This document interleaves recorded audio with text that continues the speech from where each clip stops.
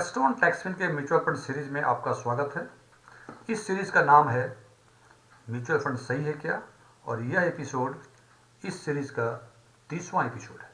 मेरा नाम डीएम झा है। जब हमारे पास पैसे हों और 3-4 साल के बाद उस पैसे की ज़रूरत हो, तो इस 3-4 सालों में उस पैसे को कहाँ रखें, उस पैसे को कहाँ पार करें, ये हमारे सामने प्रश्न आता है। और हमारे सामने 2-3 ऑप्शंस आते हैं। पहला ऑप्शन आता है बैंक के फिक्स डिपॉजिट में। दूसरा ऑप्शन आता है म्यूचुअल फंड में। म्यूचुअल फंड में भी इक्विटी म्यूचुअल फंड या डेट म्यूचुअल फंड। क्योंकि हम स्टॉक मार्केट की बात नहीं करते, इसलिए कि उसमें काफ़ी रिस्क है, उसकी समझदारी मुझे नहीं है, इसलिए मैं ये दो ही ऑप्शंस खुला रखता हूँ for parking of fund for 3 to 4 years और 5 years, you can say it.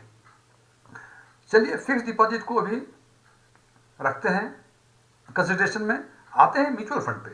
Mutual fund में, इक्विटी म्यूचुअल फंड में हम इन्वेस्ट करना नहीं चाहेंगे, हम फंड को पार्क करना नहीं चाहेंगे फॉर 3 to 4 years, बिकॉज लोगों, जो समझदार लोग हैं म्यूचुअल फंड के बारे में, वो कहते हैं कि इक्विटी म्यूचुअल फंड में इन्वेस्ट करने के लिए टाइम हॉरिजन कम से कम 8-9 साल 10 साल के आसपास होना चाहिए। अदरवाइज यदि कम टाइम हॉरिजन है और आप इक्विटी म्यूचुअल फंड में इन्वेस्ट करते हैं, तो ये आपके मुकद्दर की बात है कि आपको उसमें गेन कर पाएंगे, रिटर्न मिलेगा या नहीं मिलेगा, लेकिन रिस्क का पॉसिबिलिटी उसमें अधिक है। सो हमने रिजेक्ट कर दिया इक्विटी म्यूचुअल फंड को इस बेसिस पे कि हमें 3-4 साल के लिए फंड पार करना है, इसलिए मैं इक्विटी म्यूचुअल फंड में इन्वेस्ट नहीं करूंगा। अब आई डेट म्यूचुअल फंड की बात।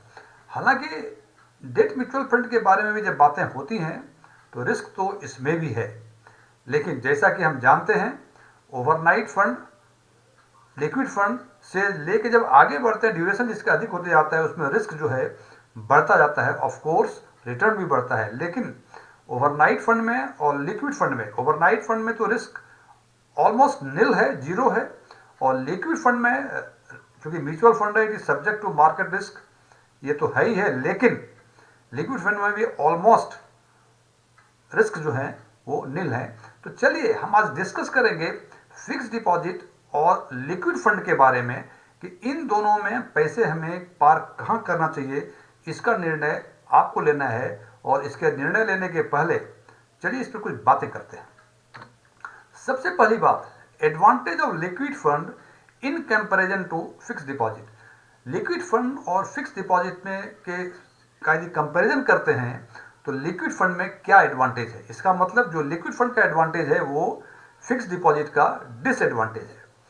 पहला एडवांटेज है मोर लिक्विड इन लिक्विड फंड। इसका मतलब लिक्विड फंड को जब चाहे पैसे निकाल सकते हैं। फ्रेंड्स, लिक्विड फंड की एक स्पेशल फीचर्स है कि 7 डेज के बाद यदि पैसे उससे रिडीम करते हैं आप, तो कोई एग्जिट लोड नहीं लगता है। 7 दिन के पहले यदि करेंगे 0.0045% पर डे आपको एग्जिट लोड लगेगा, लेकिन 7 दिन के बाद एग्जिट लोड 0 हो जाता है। तो आप चाहें तो 7 दिन के बाद 7वां दिन 8th डे को यदि चाहें आप उस दिन लॉगिन करके आप रिडेम्पशन का रिक्वेस्ट कर सकते हैं। और ये रिडेम्पशन यदि 50,000 या 90% ऑफ योर फंड है तो आधे घंटे में पैसे आपके खाते में रहेंगे।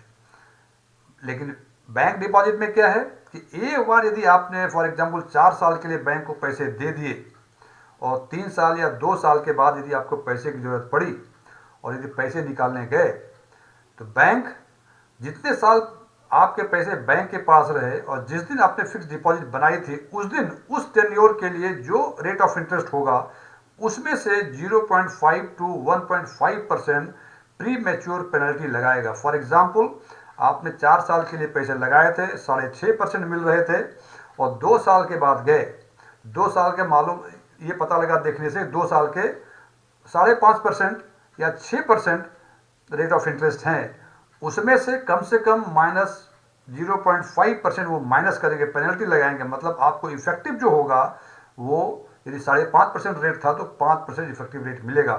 सो फ्रेंड्स, बैंक में एफडी तो लिक्विड मीन्स पैसे तो मिलेंगे आपको, लेकिन पेनल्टी इंपोज करने के बाद मिलेंगे, तो ये ध्यान रखेंगे। जबकि लिक्विड फंड में 7 दिन के बाद कोई एग्जिट लोड, कोई एक्सपेंडिचर्स नहीं है इसमें।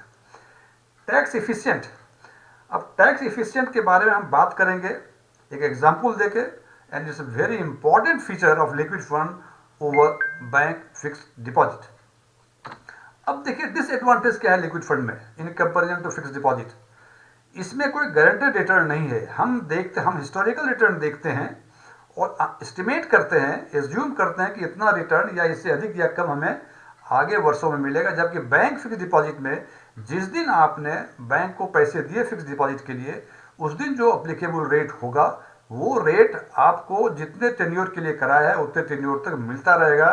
चाहे भविष्य में बैंक का रेट कम हो या अधिक हो, आपको वही रेट मिलेगा जिस दिन पैसे दिए थे उस दिन जो अप्लीकेबल रेट था फॉर दैट टेन्योर।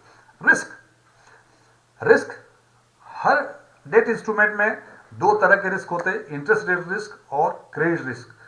चूंकि लिक्विड फंड की जो मैच्योरिटी है वो 91 डेज है, इसका मतलब लिक्विड फंड जो इन्वेस्ट करती है वो उसी सिक्योरिटी में इन्वेस्ट करती है जिसकी मैच्योरिटी 91 डेज तक है।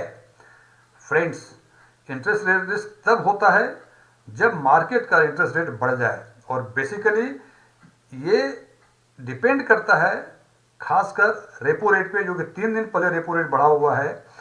लेकिन रेपो रेट भी जो बढ़ता है वो कम से कम 2 महीने के बाद बढ़ता है। हालांकि रिस्क तो है ही, लिक्विड फंड में भी इंटरेस्ट रेट बढ़ सकता है और आपको ये रिस्क हो सकता है, लेकिन still there is a remote chance कि इसमें इंटरेस्ट रेट रिस्क हो सकता है, जरूर हो सकता है।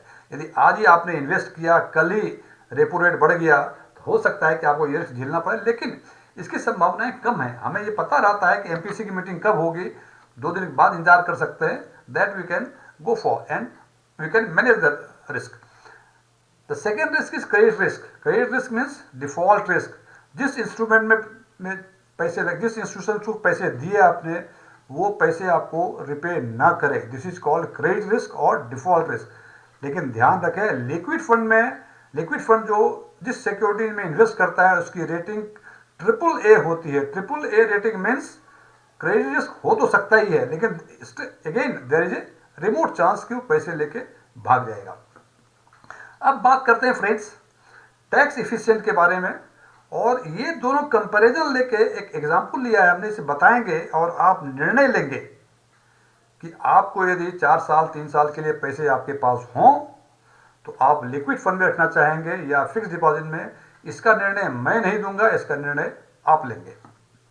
हमने यहाँ एग्जाम्पल लिया है 2 एवेन्यूज की।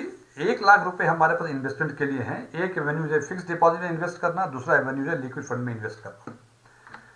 ये पैसे हमारे पास 4 साल के लिए हैं, इसलिए हमने 4 साल के लिए फिक्स डिपॉजिट में भी डाल दिया, 4 साल के लिक्विड फंड में डाल दिया, और हम देखेंगे हमें हमारे हाथ में क्या मिलता है इन दोनों ही एवेन्यूज में इन्वेस्ट करने के बाद। इंटरेस्ट रेट एफडी के केस में 6.70% और लिक्विड में 5.12%